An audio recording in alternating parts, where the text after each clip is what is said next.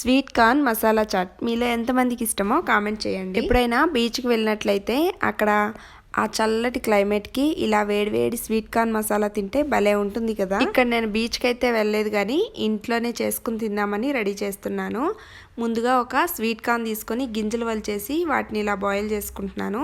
Boil చేసుకునేటప్పుడే అందులో కొద్దిగా salt పసుపు వేసుకుంటే మంచి కలర్ వస్తాయి అన్నమాట. స్వీట్ కార్న్ గింజల్ని ఒక 3-4 నిమిషాల పాటు మంచిగా ఉడికించుకున్న తర్వాత స్టవ్ ఆఫ్ చేసి పక్కన పెట్టుకొని ఇప్పుడు స్టవ్ పైన ఒక కడాయి పెట్టుకొని అందులో కొద్దిగా బటర్ వేసుకోవాలి.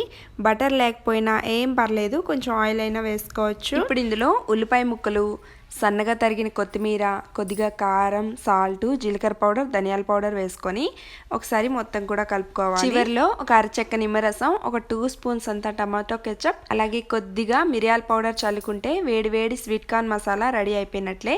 వీడియో నచ్చిందా లైక్ చేసి కామెంట్ చేయండి. ఛానల్ని సబ్స్క్రైబ్ చేసుకోండి.